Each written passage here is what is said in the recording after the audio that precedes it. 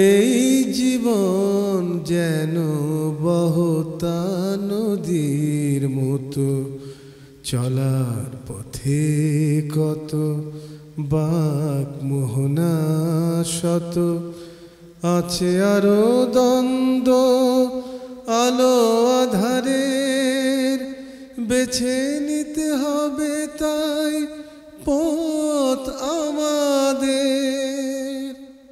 আসসালামু আলাইকুম প্রিয় দর্শক, আপনারা যারা দেশে আছেন প্রবাসে, সবাইকে জানাই অনেক অনেক প্রীতি ও শুভেচ্ছা। শুরু হলো এনটিভি আয়োজিত এবং লাভ হলো নিবেদিত টক শো আলোকপাত। আমাদের আজকের বিষয় রাহমাতুল্লিল আলামিন। আপনাদের সাথে আছি আমি জয়নুল আবেদিন আজাদ, আর অতিথি হিসেবে আমাদের মাঝে উপস্থিত আছেন বিশিষ্ট আলেম শেখ আহমদুল্লাহ। আসসালামু আলাইকুম রহমতুল্লাহ বরকাতুহ। প্রিয় দর্শক, গত পর্বে আমরা রাহমাতুল্লিল আলামিন আমাদের প্রিয় নবী হজরত মোহাম্মদ মুস্তফা সাল্লাল্লাহু আলাইহি ওয়াসাল্লামের নবুয়ত প্রাপ্তির পরবর্তী জীবন সম্পর্কে কিছু কথা বলার চেষ্টা করেছি। আজকে সেখান থেকে আমরা আমাদের আলোচনা শুরু করতে চাই। শেখ আহমদুল্লাহ, আমরা গত পর্বে বোধহয় ওরাক্কা ইবনে নাফল সম্পর্কে কথা বলতে চেয়েছিলাম, কিন্তু আমরা বলতে পারিনি। আজকে কি সেখান থেকেই শুরু করবেন? জি, সেখান থেকে শুরু করা যায়, তবে দু এক লাইন আগে থেকে আসলে বোধহয় আমাদের দর্শকদের জন্য বুঝতে সুবিধা হবে। ওহির সূচনা সম্পর্কে বলতে গিয়ে আমরা শেষ করেছিলাম আলহামদুলিল্লাহ রাসূল আকরাম সাল্লাল্লাহু আলাইহি সাল্লামের প্রতি আল্লাহ সুবহানাহু ওয়া তাআলার অনুগ্রহ ছিল যে তাকে গোটা বিশ্ব মানবতার এক ব্যাপক পরিবর্তনের জন্য যে আল্লাহ সুবহানাহু ওয়া তাআলা পাঠাবেন, সেজন্য কিন্তু তাকে যতভাবে প্রস্তুত করা দরকার আল্লাহ সুবহানাহু ওয়া তাআলা ততভাবে তাকে প্রস্তুত করেছিলেন।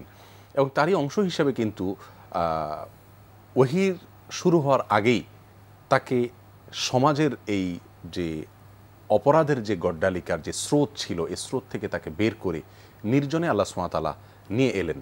এবং তার ভিতরে হেরা গুহায় নিয়ে গেলেন, জাবালে নূরের ভিতরে, যেটি অবস্থিত মক্কা থেকে 2 মাইল দূরে। ছোট্ট একটি গুহা, অনেক উপরে অবস্থিত, সম্পূর্ণ মানব কোলাহল থেকে শতভাগ মুক্ত প্রাকৃতিক পরিবেশে নিয়ে গেলেন, যেখানে মানুষের ধ্যান, মানুষের কল্পনার জগৎ অত্যন্ত সাবলীলভাবে উন্মোচিত হবে, উন্মুক্ত হবে, সেরকম একটি জায়গায় নিয়ে গেলেন।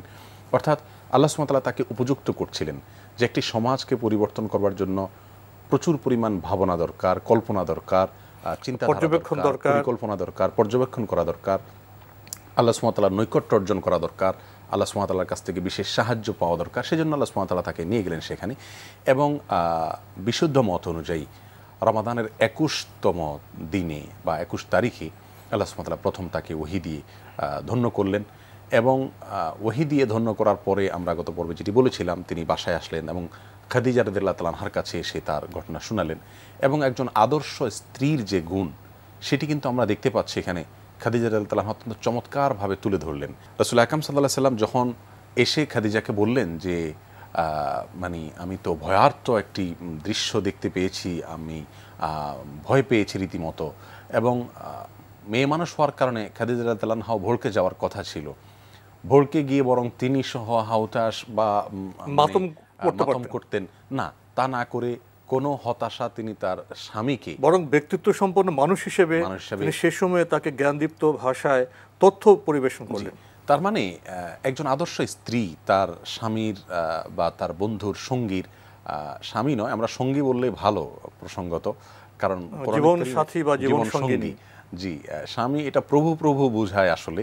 এবং আপনি জানেন কোরআন এবং সুন্নাতে আমরা যেটা স্বামী বলে বুঝাই, এটার জন্য জাউজ শব্দ এসছে, যার সরল অর্থ হলো সঙ্গী। যাই হোক, তো রাসূলুল্লাহ সাল্লাল্লাহু আলাইহি সাল্লাম খাদিজা রাদিয়াল্লাহু তাআলা আনহা তার এই সঙ্গীকে, জীবন সঙ্গীকে জীবনের এই বিপদের মুহূর্তে প্রচণ্ডভাবে সান্ত্বনা দিলেন, অভয় দিলেন এবং 5টি পয়েন্ট উল্লেখ করলেন যে আপনার ভেতরে 5টি বৈশিষ্ট্য আছে, আর এই 5টি বৈশিষ্ট্য যেহেতু আছে, আল্লাহ আপনাকে কখনো অপমানিত করবেন না, আপনি কখনো অপদস্থ হবেন না। তার মানে বড় কোনো বিপদ আপনাকে গ্রাস করবে না। 5টি গুণের ভিতরে প্রথম যে গুণটির কথা তিনি বলেছেন, সেই গুণটি ছিল যে ইন্নাকা লাতাসিলুর রাহিম, আপনি পরিবারের বন্ধনকে মজবুত করেন। অর্থাৎ ফ্যামিলি বন্ডিং, যেটা বর্তমান সভ্যতার বড় সংকট। আপনি খেয়াল করবেন, বুখারীর এক হাদিসে আসছে রাসূল আকরাম সাল্লাল্লাহু আলাইহি সাল্লাম ইরশাদ করেছেন যে তোমাদের কেউ যদি চায় যে আইয়ুবসাতালাহু ফি রিজকিহি আও ইউনসালাহু ফি আসারিহি, তার হায়াত বৃদ্ধি হোক, তার বরকত বাড়ক, উপার্জন বাড়ক, রিজিক বৃদ্ধি হোক, ফালিয়াসিল রাহিমা, সেজন্য আত্মীয়তার বন্ধনগুলোকে মজবুত করে সুদৃঢ় করে যোগাযোগ রক্ষা করে চলে এবং ফ্যামিলি মেনটেন বলতে যেটা বোঝানো হয় সামাজিকতার পরিচয় দেয়। বিশেষ করে রক্ত সম্পর্কীয় আত্মীয় যারা আছে তাদের ব্যাপারে সেজন্য বিশেষ যত্ন রাখে এবং তাদের সাথে নিয়মিত যোগাযোগ রক্ষা করে চলে। এই হাদিস এর আলোকে খাদিজা রাদিয়াল্লাহু তাআলা আনহা এই কথা আরও সত্য প্রমাণিত হয়। তিনি বলেছেন যে যেহেতু আপনি পারিবারিক বন্ধনের ব্যাপারে খুব বেশি খেয়াল রাখেন, এক, দ্বিতীয় যে বৈশিষ্ট্য কথা বলেছেন তা হলো ওয়াতাহমিলুল কাল, আপনি যারা বোঝা বহন করেন এই টাইপের লোকেরা কেউ কষ্ট পাচ্ছে তো তার বোঝাটা আপনি উঠায় দেন। এখানে কেউ কেউ বলেছেন যে বোঝা বহন করা বলতে আক্ষরিক অর্থে বোঝা বহন করা নয়, মানুষের যে বিপদ আপদ ভার থাকে পাশে দাঁড়ানো, তাকে মানুষকে ভারমুক্ত করে দেওয়া, ভারমুক্ত করে দেওয়া, কেউ হয়তো অর্থের অভাবে আছে তাকে সাহায্য করা ইত্যাদি। সেই সাথে তৃতীয়ত স্পষ্ট করে বলেন ওয়াতাকসিবুল মাদুম, এবং আপনি অভাবী মানুষকে অভাব দূর করবার জন্য তাদেরকে আপনি হেল্প করেন, অর্থনৈতিকভাবে সাহায্য করেন। এবং ওয়াতুকরিদ দাইফ, চতুর্থ বৈশিষ্ট্য ছিল আপনি অতিথি পরায়ণ, মেহমান নওয়াজ যেটাকে আমরা বলি, এই অতিথি পরায়ণতার গুণ আপনার ভেতরে আছে। এবং সর্বশেষে বললেন যে ওয়াতুআইনু আলা নওয়াইবিল হক, কেউ বিপদগ্রস্ত হয়েছে, কেউ মাজলুম হয়েছে, কেউ অত্যাচারিত, আপনি সাধ্য অনুপাতে তার পাশে দাঁড়ান। আত্মীয়তার বন্ধনের ব্যাপার বলেন, এরপরে মানুষের বিপদে তার পাশে দাঁড়ানো বলেন, মানুষের বোঝাকে লাঘব করে দেওয়া বলেন। আমরা এখন সবাই কিন্তু আত্মকেন্দ্রিক, এত বেশি আত্মকেন্দ্রিক, আমরা তো বরং মানুষের বোঝা বাড়িয়ে দিই। আমার সামনে কোনো মানুষ বোঝা বহন করতে না পেরে যদি মৃত্যুর মুখেও পতিত হয়ে যায়, আমাদের আজকের সভ্যতা, আজকের সমাজ কিন্তু এমন একটা পর্যায়ে চলে গেছে যে আমরা ওই মুহূর্তেও কিন্তু একটা মানুষের বোঝাকে লাঘব করার ন্যূনতম চেষ্টাটুকু আমরা করি না। রাহমাতুল্লিল আলামিনের ভেতরে এই বৈশিষ্ট্যগুলো ছিল এবং সেটার উপরে ভরসা করে খাদিজা রাদিয়াল্লাহু তাআলা তাকে বলেছিলেন যে না, আপনাকে আল্লাহ সুবহানাহু ওয়া তাআলা অপদস্থ করবেন না। যাই হোক, এরপরেও খাদিজা রাদিয়াল্লাহু তাআলা আরও বেশি সান্ত্বনা দেওয়ার জন্য নিজের জীবনসঙ্গীকে তিনি নিয়ে গেলেন ওয়ারাকা ইবনে নওফলের কাছে। জ্ঞানী ব্যক্তি ছিলেন ওয়ারাকা ইবনে নওফল, ছিলেন খাদিজা রাদিয়াল্লাহু তাআলা আনহার সম্পর্কে আত্মীয়তার দিক থেকে তিনি তার ছিলেন চাচাতো ভাই, এবং এই লোকটি ছিলেন অত্যন্ত বয়োবৃদ্ধ মানুষ, বয়স্ক মানুষ, এবং তিনি তৎকালীন যুগের অত্যন্ত উঁচু মাপের শিক্ষিত মানুষ ছিলেন। ইনজিল লিখতেন তিনি, ইব্রানি ভাষা তিনি লিখতেন। তো তার কাছে গিয়ে খাদিজা বললেন যে রাসূল আকরাম সাল্লাল্লাহু আলাইহি ওয়াসাল্লাম সম্পর্কে ভাতুষপুত্র হয়, বলেন যে আপনার ভাতুষপুত্রের কাছ থেকে আপনি শুনুন যে তিনি কি দেখেছেন, কি ঘটেছে ঘটনাটা আপনি নিজে তার কাছ থেকে শুনুন। তখন রাহমাতুল্লাহ আলামিন পুরো ঘটনার বিবরণ তাকে দিলেন। এই ঘটনা শুনে ওয়ারাকা ইবনে নওফল অত্যন্ত পণ্ডিত ব্যক্তি ছিলেন, ইনজিল পড়তেন, ইনজিলে কিন্তু ভবিষ্যৎবাণী পূর্ববর্তী যে ওহী গ্রন্থ তার আলোকে তিনি সহজেই বিশ্লেষণ করতে পারতেন এবং সেই গ্রন্থের রীতিমতো কি কি ঘটতে পারে সেই সমস্ত ঘটনাগুলোর পূর্বাভাস সেখানে ছিল, সেগুলো তিনি জানতেন। তো তিনি এই কথা শুনে নড়ে চড়ে বসলেন এবং বড় চোখ করে বললেন যে সর্বনাশ, তুমি যেটা দেখেছ, যাকে দেখেছ, এ তো সেই নামুস, এই তো সেই ফেরেশতা যিনি মূসার প্রতি অবতীর্ণ হয়েছিলেন আল্লাহর পক্ষ থেকে, এ তো সেই ফেরেশতাই। অতএব তোমার ঘাবড়াবার তো কোনো কারণ নেই, বরং এ তো আল্লাহর পক্ষ থেকে তুমি মনোনীত সেই ব্যক্তি যাকে খুঁজছি আমরা, যার বিবরণ এসেছে ইনজিলে। তখন তিনি তাকে অভয় দিলেন, বরং উল্টা বিপরীতে, বরং তাকে তিনি সাহস যোগালেন যে তোমার মাধ্যমেই তো সমাজের পরিবর্তন হবে। সেই সাথে তিনি কিছুটা শঙ্কার কথাও জানিয়ে দিলেন, তিনি নিরাপত্তার বিষয়, যে দেখো, অর্থাৎ যাতে তিনি সাবধান থাকতে পারেন সেজন্য তিনি বলে দিলেন, দেখো তোমার জাতি তোমাকে একটা পর্যায়ে কিন্তু তোমার দেশ থেকে বের করে দিবে। আক্ষেপ, যদি আমি তখন বেঁচে থাকতাম, আমার মনে হয় না আমি তখন বেঁচে থাকতে পারবো, যদি আমি বেঁচে থাকতাম তাহলে কিন্তু আমি তখন তোমার পাশে দাঁড়াতাম এবং তোমাকে কঠিনভাবে সাহায্য করতাম। তখন রাসূল আকরাম সাল্লাল্লাহু আলাইহি ওয়াসাল্লাম বিস্মিত হয়ে জিজ্ঞাসা করলেন, আওয়া মুখরিজিয়াহুম, বলেন কি আমার জাতি মক্কাবাসী আমাকে মক্কা থেকে বের করে দিবে? এ তো অবিশ্বাস্য কথা। এই জাতি আমাকে এতটা বিশ্বাস করে আল আমিন উপাধি দিয়েছে, এতটা স্নেহ শ্রদ্ধা ভালোবাসা আমাকে তারা দিয়েছে, সে জাতি আমাকে আমার মাতৃভূমি থেকে বের করে দিবে? তিনি বললেন, হ্যাঁ, এমনটি আমরা পেয়েছি, পূর্ববর্তী ঐশী গ্রন্থগুলোতে এই ধরনের পূর্বাভাস রয়েছে। যাই হোক, ওয়ারাকা ইবনে নওফলের এই সমস্ত কথা শুনে তারা একেবারে কিংকর্তব্যে বিমূঢ় হয়ে যাচ্ছিলেন এবং অবাক হয়ে যাচ্ছিলেন যে এ ধরনের ঘটনা ঘটবে। যাই হোক, ওয়ারাকা ইবনে নওফল তাদেরকে সান্ত্বনা দিলেন যে দেখো, যেহেতু আল্লাহ সুবহানাহু ওয়া তাআলা যুগযুগ তার নবীদেরকে, সমাজ পরিবর্তনকারীদেরকে, সমাজ সংস্কারকদেরকে, তার রাসূলদেরকে তিনি রক্ষা করেছেন, তোমাকে রক্ষা করবেন। তার বার্তা দেওয়ার উদ্দেশ্য ছিল তাকে সতর্ক করা যে তোমার ভবিষ্যৎ দায়িত্ব সম্পর্কে যেন সচেতন যেন থাকে। বেছে নিতে হবে তাই পথ আমাদের। আমাদের আজকের বিষয় রাহমাতুল্লিল আলামিন। বিরতির আগে আমরা আপনার কাছ থেকে শুনছিলাম ওরাকা ইবনে নফলের বক্তব্য, বিশ্লেষণ, মন্তব্য এবং সতর্কবার্তা। ওহী নাজিলের সিলসিলা তো শুরু হয়ে গেল। তো এই পর্যায়ে আপনার কাছ থেকে জানতে চাইব, প্রথম দিকে নাজিল হওয়া যে আয়াতগুলো সেগুলোর তাৎপর্য কেমন? সত্যি বিষয়টা খুবই গুরুত্বপূর্ণ। আল্লাহ সুবহানাহু ওয়া তাআলা প্রথম আমাদেরকে কি বার্তা দিলেন গোটা বিশ্ব মানবতাকে, নিঃসন্দেহে একজন মুসলিম হিসাবে, একজন সাধারণ বিবেকবান মানুষ হিসাবে এটা আমাদের কৌতূহলের বিষয় হওয়া উচিত এবং আমাদের জানার বিষয় হওয়া উচিত যে কি সেই নির্দেশ যেটি দিয়ে আল্লাহ সুবহানাহু ওয়া তাআলা কোরআন নাজিল শুরু করলেন, ইসলামের যাত্রা শুরু হলো কোন নির্দেশনা। মানে যে কোনো বিষয়ে তো প্রথম বিষয়টা জানার একটা কৌতূহল থাকে, প্রথম কি বলা হলো। এবং প্রথম বলার মানে কি, এর মানে হলো এটার প্রায়োরিটি সবচেয়ে বেশি গুরুত্বপূর্ণ, সবচেয়ে বেশি গুরুত্বপূর্ণ কথাটাই প্রথমে বলা হয়। যাই হোক, তো সেই হিসেবে আল্লাহ সুবহানাহু ওয়া তাআলা কোরআনে কারিমের সূরা আলাকে যে কয়েকটি আয়াত দিয়ে ওহীর সূচনা করেছিলেন, ওহী শুরু হয়েছিল, তার প্রথম আয়াতটি ছিল ইকরা বিসমি রব্বিকাল্লাযী খালাক, অর্থাৎ পড়ুন, পাঠ করুন। সেই যুগে অর্থাৎ ১৫০০ বছর আগে পাঠ করার যে বিষয়টি, আজ যেরকম পাঠ সহজলভ্য, তখন পাঠ করাটা এত সহজ ছিল না। তো তখন পাঠ্য পুস্তক এই ফরম্যাটে ছিল না, আমরা সবাই জানি। তখন কিন্তু পাঠ করা এটা দুর্লভ একটা বিষয় ছিল এবং পাঠ করাটা কঠিন একটা কাজ ছিল। সেই যুগে আল্লাহ সুবহানাহু ওয়া তাআলা সালাত নয়, সিয়াম নয়, জাকাত নয়, হজ নয়, অন্য সমস্ত বিধানের কথা উল্লেখ না করে প্রথম নির্দেশ দিলেন বিশ্ব মানবতাকে, মুসলিম জাতিকে, তোমরা পড়ো, জ্ঞান অর্জন করো, ইকরা, পড়ো। এবং আরেকটি বিষয় হলো এখানে নির্দেশসূচক ক্রিয়া দিয়ে শুরু করলেন আল্লাহ সুবহানাহু ওয়া তাআলা। কোনো নসিহত, কোনো উপদেশ, এ সমস্ত কিছু সরাসরি নির্দেশ, পড়ো পড়ো পড়ো, এই যে একটা সরাসরি নির্দেশসূচক ক্রিয়া আল্লাহ সুবহানাহু ওয়া তাআলা ব্যবহার করলেন, এই নির্দেশ দিয়ে ব্যবহার করার মাধ্যমে আল্লাহ সুবহানাহু ওয়া তাআলা আমাদেরকে একটি বার্তা দিলেন যে এই মুসলিম জাতি যতদিন পর্যন্ত এই জ্ঞান, এই পড়া, এই বিজ্ঞান, এই নলেজ অর্জন, এই পড়ার ভিতরে যত দিন থাকবে, ততদিন তারা আল্লাহ সুবহানাহু ওয়া তাআলার দেওয়া কল্যাণের ভেতরে থাকবে, ততদিন তারা নিজেদের উন্নতি তারা সাধন করতে পারবে। এবং এই পড়ার বিষয়টিকে আল্লাহ সুবহানাহু ওয়া তাআলা এত বেশি গুরুত্ব দিলেন যে শুধুমাত্র একটি আয়াতে একটি শব্দ বলে শেষ করলেন না, বরং প্রথম ওহী নাজিল হওয়া সবগুলো আয়াত একই বিষয়ে আল্লাহ সুবহানাহু ওয়া তাআলা বললেন, ইকরা বিসমি রব্বিকাল্লাযী খালাক, তুমি পড়ো ওই রবের নামে যিনি তোমাকে সৃষ্টি করেছেন, খালাকাল ইনসানা মিন আলাক। দ্বিতীয় আয়াতটিতে আপনি খেয়াল করবেন, খালাকাল ইনসানা মিন আলাক, মানুষের সৃষ্টি রহস্য সম্পর্কে আল্লাহ সুবহানাহু ওয়া তাআলা, যেটা এমব্রিওলজির বিষয়, ভ্রূণতত্ত্বের বিষয়, যেটা নিয়ে মানবজাতি এতদিন গবেষণা করেছে, মাত্র গত শতাব্দীতে ভ্রূণতত্ত্ব বা এমব্রিওলজি সম্পর্কে জানতে পেরেছে। অথচ পবিত্র কোরআনে উম্মি নবীর কাছে ১৪৫০ বছর আগে সেই তথ্য দিয়ে দিলেন আল্লাহ সুবহানাহু ওয়া তাআলা, খালাকাল ইনসানা মিন আলাক, জমাট রক্ত থেকে আল্লাহ সুবহানাহু ওয়া তাআলা মানুষকে সৃষ্টি করেছেন। এখন তখনকার যুগে যখন জ্ঞান বিজ্ঞানের এই অবস্থা ছিল না, প্রযুক্তি ছিল না, সেই যুগে মায়ের পেটের ভেতরে, মাতৃগর্ভে কোন স্তরগুলো অতিক্রম করে একটি মানুষ একটি ভ্রূণ মানবিক রূপ, সেই রূপে তিনি রূপান্তরিত হন, এটা তখন জানা কারোর দ্বারাই সম্ভব ছিল না। সেই রকম একটি বিষয় আল্লাহ সুবহানাহু ওয়া তাআলা জানান দিলেন। এবং শুধু তাই নয়, আল্লাহ সুবহানাহু ওয়া তাআলা এখানে মানুষ যে আল্লাহ সুবহানাহু ওয়া তাআলা সৃষ্টি রহস্য নিয়ে চিন্তা ভাবনা করা উচিত,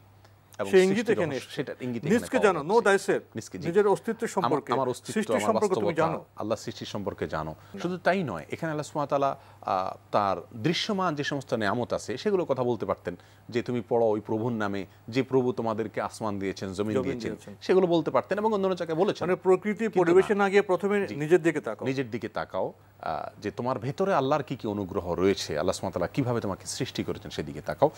এরপরে ইকরা ওয়া রাব্বুকাল আকরাম, আর পাঠ করো, আর মনে রাখবে তোমার রব সবচেয়ে সম্মানিত, সবচেয়ে মর্যাদাবান। আল্লাযী আল্লামা বিল কালাম, যিনি সৃষ্টি করে, যিনি মানুষকে তথা গোটা সৃষ্টি জগৎকে তিনি জ্ঞান দান করেছেন। কিসের মাধ্যমে? কালামের মাধ্যমে, কলমের মাধ্যমে জ্ঞান দান করেছেন। আরেকটি বার্তা, মানে প্রথম নাজিল হওয়া আয়াতগুলোর প্রতিটি আয়াত এক বিশাল বিষয় সম্পর্কে আমাদেরকে আল্লাহ শুধু কালাম চর্চা করতে বলেননি, কলমের চর্চা করতে বলেছেন। দুটি ভাগে কথা বলতে গেলে প্রথমে কালাম সম্পর্কে কথা বলতে হয়।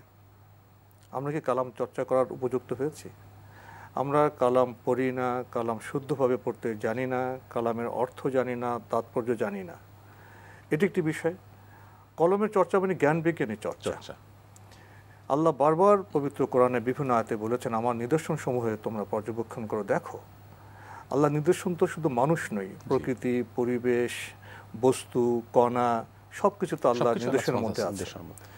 তো প্রথম নাজিলকৃত আয়াতসমূহে যে কালাম এবং কলমের চর্চা করতে বলা হয়েছে, এখানে আরেকটি বিষয় চলে আছে, কোঅর্ডিনেশন অফ নলেজ, জ্ঞানের সমন্বয়। আমাদের একই সাথে মানুষ হিসেবে যেমন পবিত্র কোরআনের চর্চা করতে হবে, ঠিক তেমনিভাবে কলমের মাধ্যমে, জ্ঞান চর্চার মাধ্যমে এই যে বস্তু জগৎ আল্লাহ নিয়ামত দিয়েছেন, বিজ্ঞান প্রযুক্তির চর্চা আমাদের করতে হবে। যখন কালাম এবং কলম এ দুটির সমন্বয় হবে, তখনই বোধহয় আমাদের জ্ঞান চর্চা সম্পূর্ণ হবে, এবং কেবল তখনই বোধহয় আমাদের সভ্যতার যে সংকট এখন লক্ষ্য করছি, একদিকে কালাম আরেকদিকে কলম, বিচ্ছিন্ন, সমন্বয় নেই। এখানে কি আমাদের সভ্যতা সংকটের মোচনের একটি বার্তা? হ্যাঁ, বিশাল বড় বার্তা রয়েছে। আমরা একদিকে আমরা দেখছি, একজন মনীষী বলতেন, বাংলাদেশেরই একজন বড় মনীষী ছিলেন, তিনি বলতেন যে একদিকে আমরা দেখছি ধর্মহীন কর্মশিক্ষা, আরেকদিকে দেখছি আমরা কর্মহীন ধর্মশিক্ষা, অর্থাৎ সমন্বয় নেই, বিচ্ছিন্ন হয়ে গেছে। মনে করছি যে ধর্মশিক্ষা এটা একটা সাইট, যার ভিতরে এটা থাকে, জীবনযাপনের বিষয় না, জীবনযাপনের বিষয়, এটা জীবন থেকে বিচ্ছিন্ন হয়ে গিয়ে বিচ্ছিন্ন একটা জীবত্তার পরমাত্মার মিলনের বিষয় দিতে হবে। জি, আবার এর বিপরীতে আবার মনে করা হচ্ছে যে না, কর্মশিক্ষাই আমাকে নিতে হবে, নৈতিকতা শিক্ষার কোনো প্রয়োজন নাই, ধর্মশিক্ষার কোনো প্রয়োজন নাই। তো দুইটা সমন্বয় হচ্ছে না। যেদিন এই অবস্থা থেকে আমরা বেরিয়ে আসতে পারবো, যেটি প্রথম নাজিল হওয়া রহমতুল্লাহ আলামির প্রতি নাজিল হওয়া আয়াতগুলো আমাদেরকে যে বার্তাটা দিচ্ছে যে কালাম এবং কলমের সমন্বয় করো। কালাম চর্চার কথা আপনি যেটি বলছেন, আজ কালাম চর্চা কোথায় করছি আমরা মুসলিমরা? আমরা যে কোরআন অধ্যয়ন করছি, আমরা যে কোরআন অধ্যয়ন করছি ঠিক না, বলতে হবে কোরআন পাঠ করছি। কোরআন তো আল্লাহ সুবহানাহু ওয়া তাআলা আমাদেরকে দান করেছেন রাহবরি করার জন্য, পথ নির্দেশ করবার জন্য, গাইড করবার জন্য, আমাদের দিশারি। এখন এটা দিশারি কখন হবে? যখন আমি বুঝে পড়ব। আমি গোটা কোরআনকে আমার জীবনে কয়েক শতবার পড়ে শেষ করেছি, সন্দেহাতীতভাবে প্রতিটি অক্ষরে আমি 10টি করে নেকি পাবো, সওয়াব পাবো, এতে কোনো সন্দেহ নেই, রাসূলুল্লাহ সাল্লাল্লাহু আলাইহি ওয়াসাল্লাম বলেছেন। কিন্তু এই কোরআন কিন্তু সওয়াব কামানোর মেশিন নয়, অর্থাৎ শুধুমাত্র এটা দিয়ে সওয়াব কামানোটাই উদ্দেশ্য নয়, একমাত্র উদ্দেশ্য নয়। আমরা সওয়াব এর মাধ্যমে অর্জন যেমন করব, সেই সাথে এখান থেকে গাইড নেব। আর গাইড নিতে হলে আমাকে বুঝতে হবে। আজ সারা পৃথিবীতে সবচেয়ে বেশি পাঠ করা হয় যে গ্রন্থটি, সেটা হলো আল কোরআন। আর সবচেয়েতে না বুঝে বেশি পাঠ করা হয় যে গ্রন্থটি, সেটাও দুঃখজনকভাবে এই গ্রন্থটি আল কোরআন। না বুঝে বোধ অন্য কোনো গ্রন্থ পড়া হয় না। আজকে এখানে আপনার উপস্থিতিতে একটি মনোবেদনার কথা প্রকাশ করতে চাই। আমাদের সময় দেখতাম পরিবার সময়ে সকালে কোরআন পাঠের চেষ্টা হতো, একটা কোরআন গুঞ্জরণ হতো, এবং কোরআন পড়ার পরেই আমাদের নাস্তা খাওয়ার বিষয়টা আসতো। এখন খুব দুঃখের সাথে বলতে হয়, আমাদের কয়টি পরিবারে সকালে কোরআন চর্চা হয়? আমাদের যারা বাবা মা আছেন, মুরব্বীরা আছেন, তারা কজন সকালে উঠে সঠিক সময় নামাজ পড়েন, কোরআন চর্চা করেন? আগে আমাদের সময় তো ছিল, শুরুতেই শিশুরা তাদের বাবা মা বা ওস্তাদ এসে কোরআন শেখাতেন। দেখা যায় সারা রাত জেগে তারা মিডিয়া চর্চা করছে, তারা প্রযুক্তি চর্চা করছে। সকালে তো অনেকেই উঠতে পারেন না, 10টা 11টা 12টা উঠে যায়, তার নাস্তা খাওয়ার সময় কোরআন চর্চা কখন করবে? কাঁধে ব্যাগ ঝুলে চলে যায় বিদ্যায়তনে, শিক্ষালয়ে। তো এই যে কোরআন থেকে আমরা বিচ্ছিন্ন হয়ে যাচ্ছি, এটা কি আমরা ধ্বংসের পথে যাচ্ছি না? অবশ্যই, অবশ্যই। রাসূল আকরাম সাল্লাল্লাহু আলাইহি ওয়াসাল্লাম বলেছেন, ইন্নাল্লাহা ইয়ারফাউ বিহাযাল কিতাবি আকওয়ামান ওয়া ইয়াদাউ বিহি আখারিন। সহিহ মুসলিমে হাদিসটি বর্ণিত হয়েছে। তিনি বলেছেন যে আল্লাহ সুবহানাহু ওয়া তাআলা বহু জাতিকে এই কোরআনের মাধ্যমে উঠাবেন, আবার এই কোরআনের মাধ্যমে বহু জাতিকে আল্লাহ সুবহানাহু ওয়া তাআলা পতন ঘটাবেন। তার মানে উত্থান এবং পতন অনেকটা নির্ভর করে এই কোরআন চর্চার উপরে। আপনি ঠিকই বলেছেন, তেলাওয়াত যেটি ছিল আমাদের, সেটিও কিন্তু আস্তে আস্তে হারিয়ে যাচ্ছে। আর আজকের যুগে যে কোরআনকে বুঝে পড়ার সুযোগ রয়েছে, এটা কিন্তু আজ থেকে 2-1 যুগ আগেও আমাদের দেশে সুযোগ বেশি। আপনি মোবাইল অ্যাপসের মাধ্যমে কোরআন এর অনুবাদ আপনি পাচ্ছেন, ব্যাখ্যা গ্রন্থগুলো আপনি একটা অ্যাপসের মধ্যে পেয়ে যাচ্ছেন, প্রিন্টেড কপি আপনি হাতের নাগালে যে কোনো জায়গায় আপনি পেয়ে যাচ্ছেন। আপনি চাইলে কোরআনের অসংখ্য অনুষ্ঠান আমাদের দেশগুলোতে বিভিন্ন মিডিয়াতে হয়ে থাকে, বিভিন্ন মসজিদগুলোতে হয়ে থাকে, আপনি চাইলে সেগুলো অ্যাটেন্ড করতে পারেন। যেই কোরআন মুসলিম জাতিকে সবচাইতে বড় নেয়ামত হিসেবে আল্লাহ সুবহানাহু ওয়া তাআলা দান করেছেন, সেই কোরআন চর্চা থেকে আজ আমরা এত দূরে সরে গিয়েছি যে এই কোরআন শুধুমাত্র আমাদের ঘরের শোভা, এটা এটা আমাদের যেমন একটা ঐচ্ছিক বিষয়ে পরিণত হ্যাঁ, হয়েছে, ঐচ্ছিক বিষয়ে পরিণত পড়লে হয়েছে। পড়লাম, না পড়লে না না পড়লে না পড়লাম, পড়লাম। যখন আত্মীয় স্বজন ইন্তেকাল করেন তখন পড়লাম। এখানে একটি বিষয় আপনার সামনে পেশ করতে চাই। কোরআনের প্রতি এই যে আমাদের আচরণ, সন্তানকে কোরআন শিক্ষা দেওয়ার ক্ষেত্রে যে আমাদের ব্যর্থতা, এই কারণে কি আমাদের কোনো গুনাহ হবে?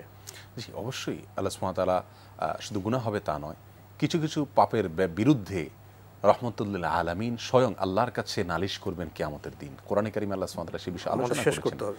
এবং আল্লাহ সুবহানাহু ওয়া তাআলা বলেছেন যে কিয়ামতের দিন আল্লাহ নবী সাল্লাল্লাহু আলাইহি সাল্লাম মানুষের এই জাতীয় মানুষ যারা কোরআনকে পরিত্যাগ করেছে, সোজা কথা কোরআনের সাথে সম্পর্ক ছিন্ন করেছে আচরণগতভাবে, তাদের বিরুদ্ধে আল্লাহ সুবহানাহু ওয়া তাআলা বলবেন, হে রব, আমার এই জাতি ইত্তাখাযু হাদাল কোরআন মাহজুরা, তারা এই কোরআনকে ছেড়ে দিয়েছে, একেবারে ছেড়ে দিয়েছে। আজ আমরা সেই লেভেলে চলে গেছি।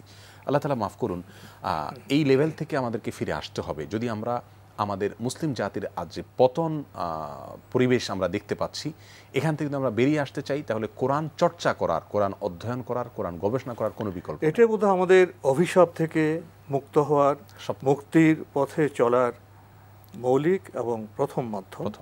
তো এ বিষয়ে আমরা আজকে ঐকমত্য প্রকাশ করে এখানেই অনুষ্ঠান শেষ করতে হচ্ছে সময়ের কারণে। শেখ আহমদুল্লাহ, আপনি কষ্ট করে আমাদের স্টুডিওতে এসেছেন, সময় দিয়েছেন, সেজন্য আপনাকে অনেক ধন্যবাদ। আপনাকে অনেক অনেক ধন্যবাদ। প্রিয় দর্শক, আমরা এতক্ষণ দেখছিলাম এনটিভি আয়োজিত এবং লাভিলো নিবেদিত টক শো আলোকপাত। আমাদের আজকের বিষয় ছিল রাহমাতুল্লিল আলামিন। আমাদের এই অনুষ্ঠান আপনারা এনটিভি অনলাইনেও দেখতে পারবেন, ভিজিট করুন www.ntvbd.com। এছাড়া ইউটিউবে এবং আমাদের ভেরিফাইড ফেসবুক পেজে অনুষ্ঠান দেখতে পারবেন। প্রিয় দর্শক, আজকের পর্বে আমরা আমাদের প্রিয় নবী রাহমাতুল্লিল আলামিন হযরত মুহাম্মদ মুস্তাফা সাল্লাল্লাহু আলাইহি ওয়াসাল্লামের উপর নাজিলকৃত প্রথম দিকের যে আয়াতগুলো, সে সম্পর্কে কিছু কথা বলার চেষ্টা করেছি। প্রথম দিকের আয়াতের যে মূল বার্তা, সৃষ্টি তত্ত্ব সম্পর্কে, এমব্রায়োলজি বা ভ্রূণতত্ত্ব সম্পর্কে কথা বলা হয়েছে এবং মানবিক পথে চলার জন্য একই সাথে আমাদের কালাম এবং কলমের চর্চা করতে বলা হয়েছে। কালাম তো ওহির চর্চা, অভ্রান্ত জ্ঞানের চর্চা। কলম এ বস্তুগত জ্ঞান, বিজ্ঞান, পরিবেশ, প্রতিবেশ, জীববৈচিত্র্য, মানব সৃষ্টি তত্ত্ব, এগুলো আমাদের বাস্তব প্রয়োজনীয় চর্চা করতে হবে জীবনকে মহিমায় গৌরবান্বিত করতে। এখানে একটি বিষয় আছে কোঅর্ডিনেশনের, সমন্বয়ের। কালাম এবং কলমের, পবিত্র কোরআনের এবং জ্ঞান বিজ্ঞানের সমন্বয় না হলে আমাদের সভ্যতার সংকট বাড়তেই থাকবে, যে সংকটে আমরা এখন পতিত। আসুন এসব বিষয়ে আমরা আরও চর্চা করি এবং নিজ নিজ ক্ষেত্রে ভূমিকা পালন করি। প্রিয় দর্শক, মহান আল্লাহ আমাদের সবাইকে নিরাপদে রাখুন শান্তিতে। আসসালামু আলাইকুম। চলার পথে কত বাক মোহনা শত, আছে আরো দ্বন্দ্ব আলো আধারের, বেছে নিতে হবে তাই পথ আমাদের।